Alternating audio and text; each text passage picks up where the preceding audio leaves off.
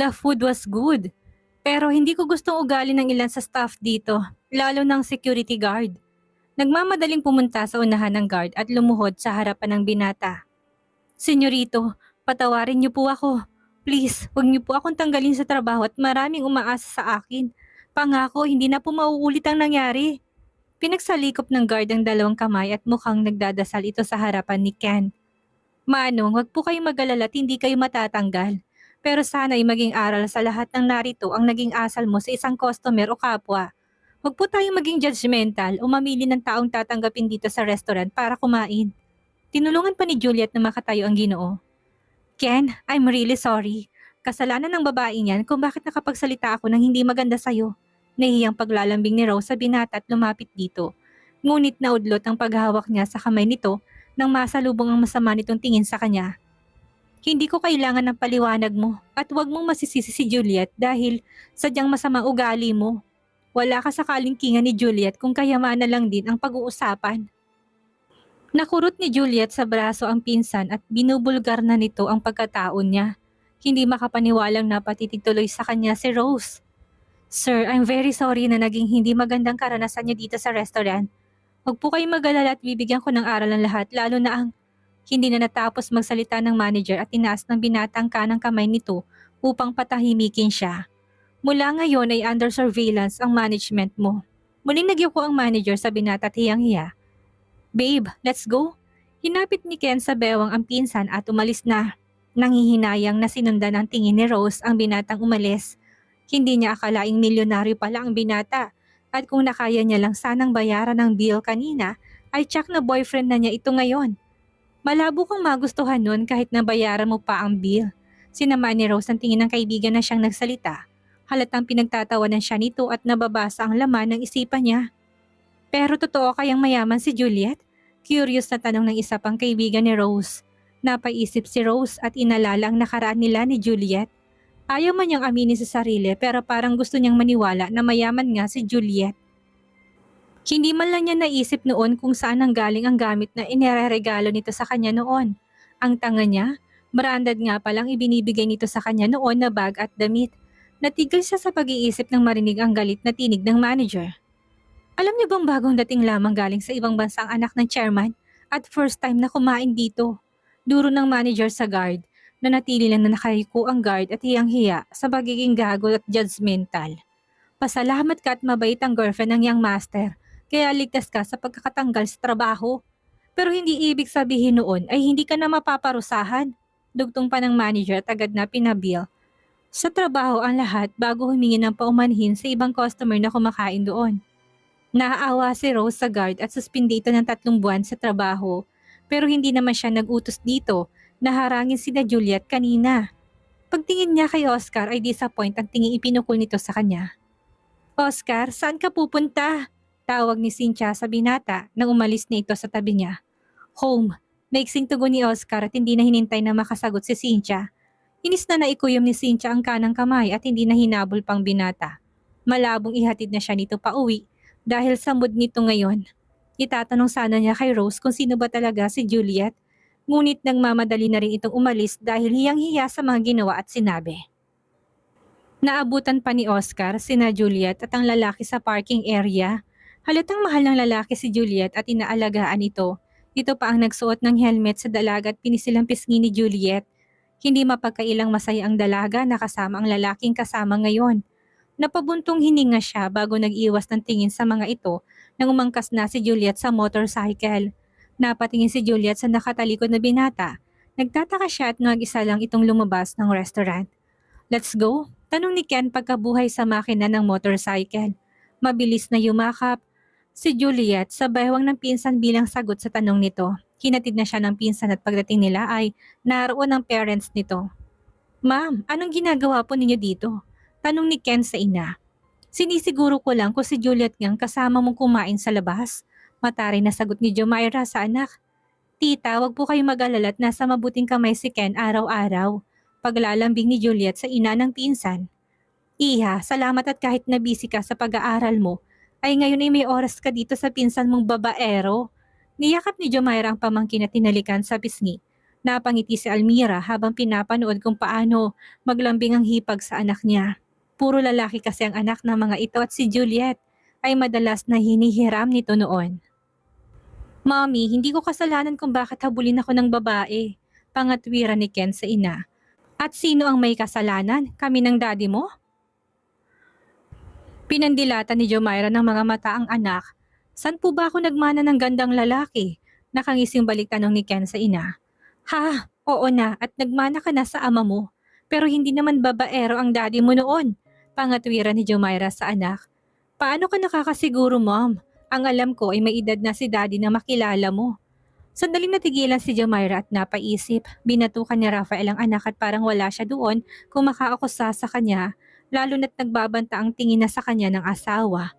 Tarantado ka, bilang lang ang babaeng dumaan sa palad ko.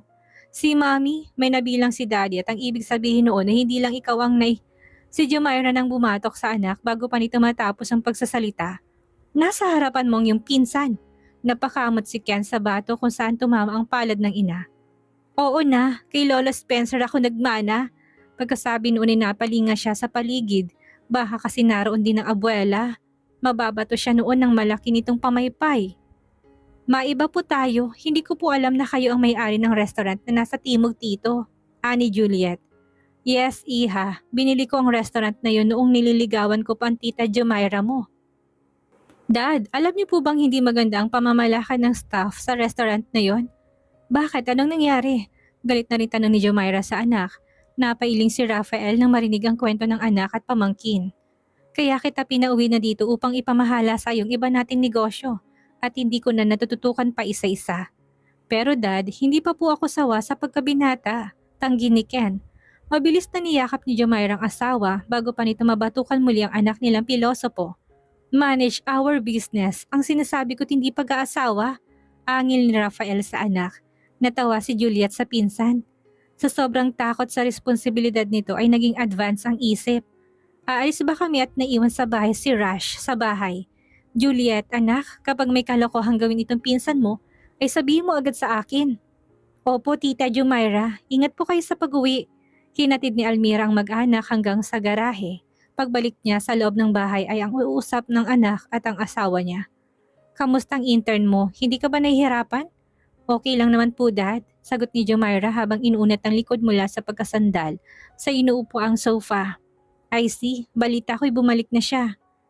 Tumigil sa paghakbang si Almira nang marinig ang sinabi ng asawa. Nakatalikod ang mga ito sa kanya kaya hindi siya nakikita. Alam niyang open sa isa't isa ang mag-ama niya at gustong malaman kung sino tinutukoy ng asawa. Opo, wag po kayo mag-alala at okay lang ako, ngumiti si Juliet sa ama. Hindi mo na ba siya mahal? Tanong muli ni Samuel sa anak. Hindi agad nakasagot si Juliet sa tanong ng ama. Naitanong niya na rin sa sarili kung mahal pa ba niya si Oscar. Nang maalala ang kirot sa dibdib at napabuntong hininga siya. Dad, gusto ko pong pamahalaan agad ang negosyo natin pagka-graduate ko. Huminga ng malalim si Samuel at malayong sagot ng anak. Bakit hindi ko nakilala man lang ang lalaking napusuan ng anak ko?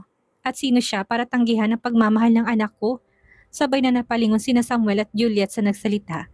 Agad na tumayo si Samuel at nilapitan ng asawa. Inirapan ni Almira ang asawa at nainis. Bakit hindi ko alam na bigo ang anak natin sa pag-ibig? Sumbat niya sa asawa. Ma'am, hindi naman po ganun kalalim ang pagmamahal ko sa lalaking yun. Isa pa ay may ibang babaeng nakatakdang ikasal sa kanya. Malungkot na pinagmasdan ni Almira ang anak. Hindi niya akalain na may lalaki pang tumanggi sa beauty nito. Hindi sa pagbubuhat ng bangko para sa anak pero perfect ng tingnan nito kung sa ganda lang. Mabait din ang anak niya at low-key. Huwag kang mag-alala anak, ihahanap kita ng lalaking mamahalin ka at mamahalin mo rin.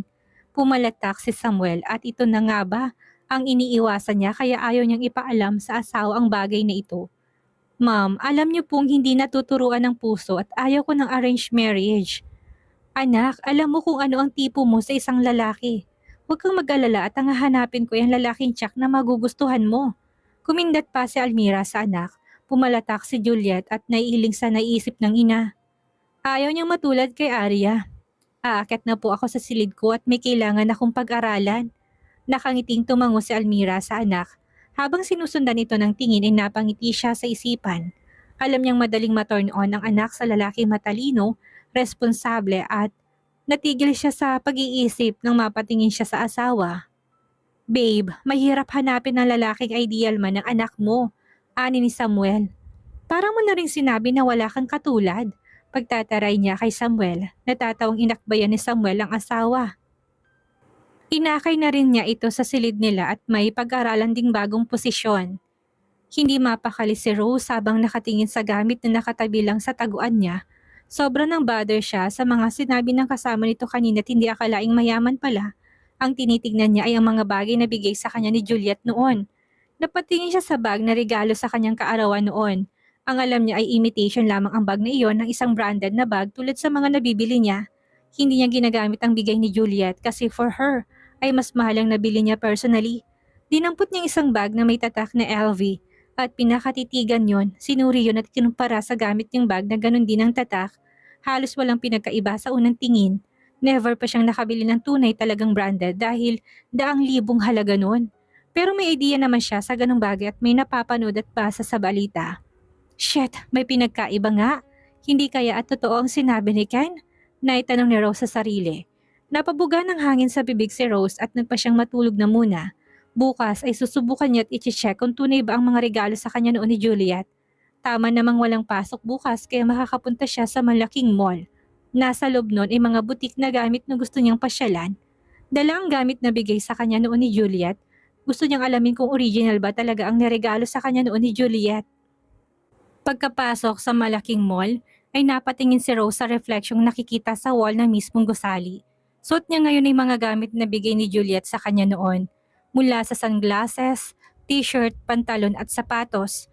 Nainis siya sa sarili at ngayon niya lang napagtuunan ng pansin ng mga regalo sa kanya ng dating kaibigan. Inayos niyang pagkakasukpit ng bag sa balikat niya.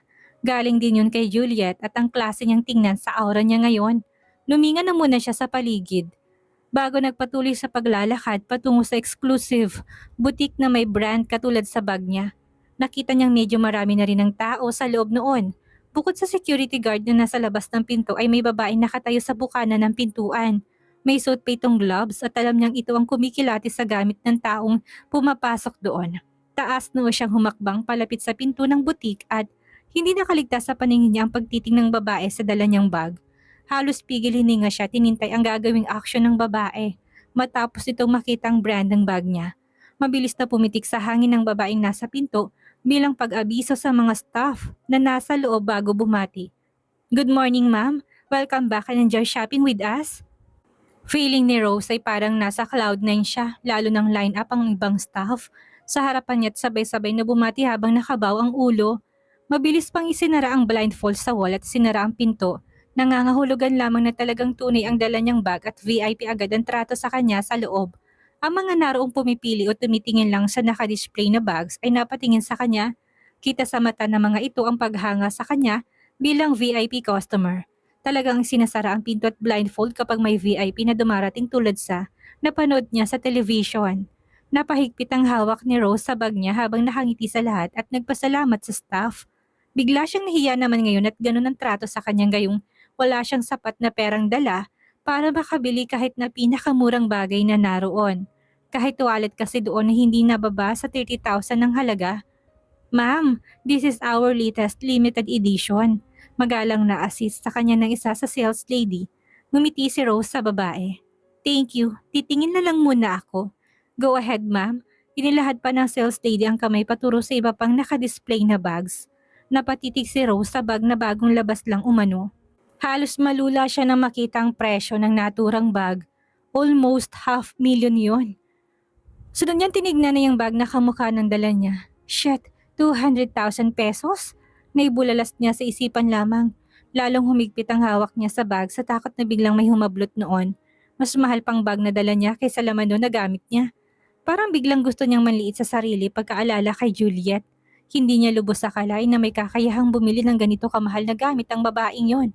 Kaya pala hindi ito apektado kapag nilalait niya ang pagkatao o sinasabihang dukha. Isang gintong kaibigan palang sinayang niya.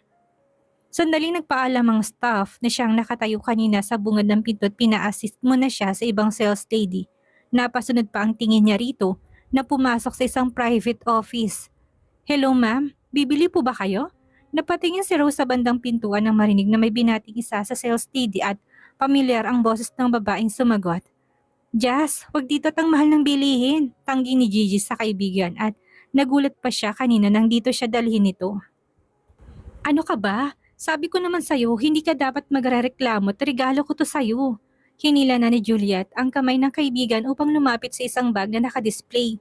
Parang gustong magtago ni Rose nang makumpirma na sina Juliet nga ang bagong dating. Tatalikod na sana siya nang biglang marinig ang sinabi ng sales lady. Miss, baka namali kayo na pinasukan. Hindi po imitation ang bilihin dito sa boutique. Lumabas na po kayo at may VIP customer dito ngayon. Baka maapektuhan ang sales namin kapag nakitang nagpapapasok kami ng isang tulad nyo. Pailalim pang sinuri ng sales lady ang kasuotan nila Juliet. Tsk, another judgmental, naibulong ni Juliet pero nakaabot yun sa pandinig ng babae. Excuse me, huwag na po kayong gumawa ng eksena dahil pampasikip lang kayo dito. Please, umalis na kayo kung wala namang pambili. Malumanay ngunit mapangmatang pakiusap ng sales lady. At sino may sabi na wala kaming pambili?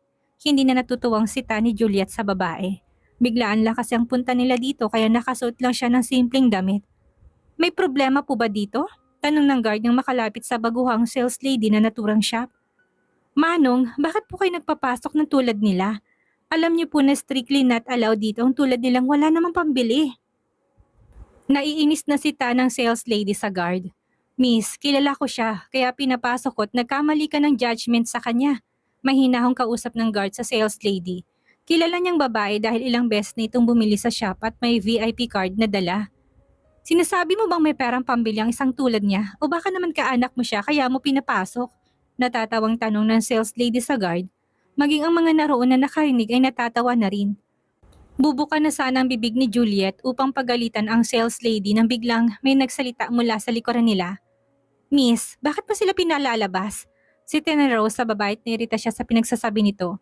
Ganun palang pakaramdam kapag nakilala mong tunay na kakayahan ng taong minamaliit. Sabay na tumikwas ang kilay nila Juliet at Gigi nang malinungan si Rose. Hinihanda na lang ni Juliet ang sarili sa matatanggap na maanghang na salita na naman galing sa babae. Sorry ma'am kung naistorbo kayo dahil sa mga ito. Huwag po kayong mag-alala at palalabasin ko na rin sila. Sinabi ko bang kailangan mo silang palabasin? Si Tamuli ni Rose sa sales lady. Ang kabilang kilay naman ni Juliet ang tumikwas na marinig ang sinabi ni Rose. Mataman niyang pinagmasdan ito at hinintay ang iba pang sasabihin. Biglang nalito ang sales lady at kinabahan dahil mukhang hindi nagustuhan ng VIP customer nila ang kanyang ginawa para dito. Gaano ka kasiguro na wala nga siyang pambili ng mamahaling items dito? Matarin na tanong pa ni Rose sa babae. Sorry po ma'am, kilala niyo po ba sila? Kinakabahang tanong ng babae. Yes, matigas na tugon ni Rose. Oh, bumilog ang bibig ni Gigi at nagulat sa naging sagot ni Rose. Himalang hindi sila ipinagkaila ng dating kaibigan upang ipahiya sa mga naroon. At siyang nagregalo nitong bag ko, kaya sa tingin mo ay purita siya? Umawang ang bibig ng sales lady at halos namutla nang mapatingin ulit sa babaeng akala'y walang pera. Yan ang sinasabi ko na kilala ko na siyang regular customer dito, kaya pinapasok ko. Nanunumbat na ani ng guard. Bahala ka ng lusutan niyang katabilan ng dila mo kapag nagreklamo sila sa management. Anito bago bumalik sa pwesto. Yang hiya na nagyuko ng ulo ang sales lady. Sorry po, please. Huwag niyo po akong isumbong sa manager. Mabilis na lumapit si Rose kina Juliet at kumapit sa braso nito. Okay lang ba kayo? Dahan-dahang inalis ni Juliet ang kamay ni Rose na nakakapit sa braso niya. Ano nakain mo't bigla kang bumait? Nakagat ni Rose ang labi at sa halip na sagutin si Juliet ay muling hinarap ang sales lady. Dapat kang turuan ng leksyon. Nasaan ang sales manager niyo? Halos lumuhod ng sales lady sa harapan ni Rose at nakiusap na patawarin na siya. Ngunit ayaw pakinggan at tinawag ang ibang staff. Rose, tama na at nagsorry naman na siya. Awat ni Juliet sa babae. Napabuntong hininga si Rose at nangihinayang ang tingin ipinukul kay Juliet. Ang tingin niya noon sa pagiging mabait nito at mapagbigay ay ipokrita o kamangmangan lamang. Pero ngayon ay nakikita niyang totoo itong tao at siya pala ang ipokrita. Laking tanga niya at sinayang ang pagkakataong maging tunay itong kaibigan. Jazz, ang mabuti pa'y lumabas na tayo at sa iba na lang bumili. Isa pa ang mahal ng bilihin dito. Hinila-hila pa ni Gigi sa brasong kaibigan. Napabuntong hininga si Juliet at pinagbigyan ng kaibigan. Nawala na rin siya ng ganang makiharap sa staff ng naturang butik. Isa pa'y pinagtitinginan na sila ng mga naroon. Ayaw niyang ma-expose ng hustong pagkatao sa karamihan. Mabilis na hinabol ni Juliet ang dalawa nang lumabas sa mga ito. Maging ang sales lady humabol at nagmakaawang doon na bumili ngunit hindi nakinig si Juliet.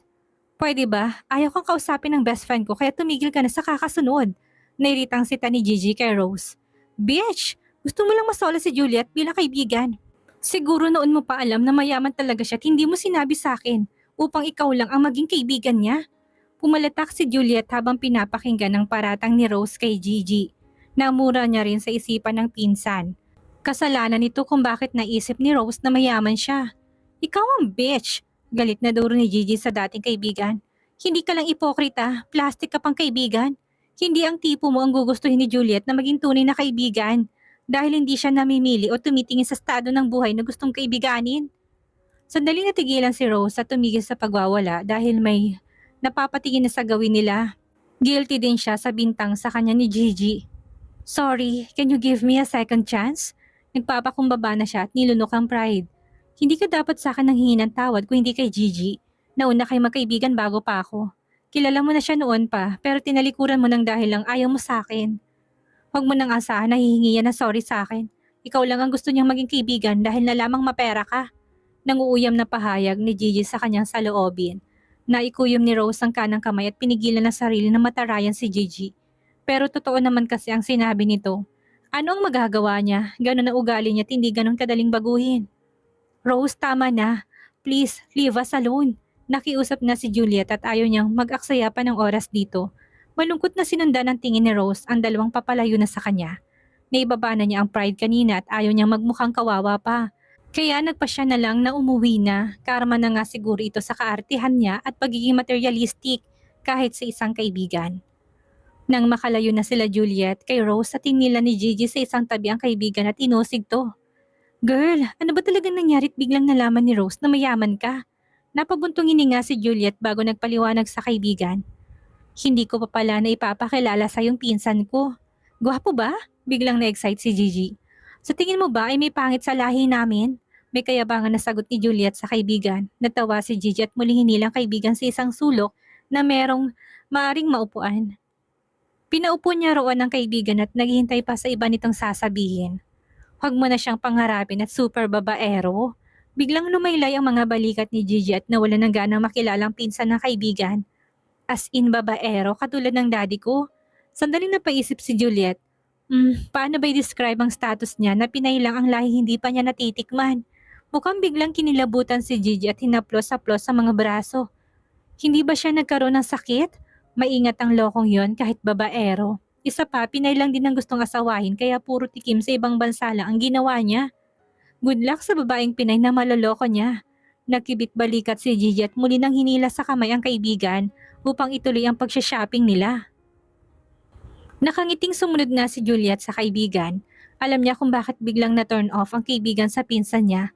Hate kasi nito ang babaerong lalaki dahil ganun ang ama nitong maikalawang pamilya. Ang nakakalungkot pa ay dinivorce ng ama nito ang ina upang mapakasalan ng ikalawa. Meron itong kapatid sa ikalawang asawa ng ama nito at 1 taon lamang ang tanda ng kaibigan. Matagal bago nabuo si Juliet noon at nang babae na palang ama nito. Pero nang maipanganak ito ay nagkaroon kaagad ng kasunod na kapatid. May isip nito nang matuklasan ng ina na may ikalawang pamilyang ama nito.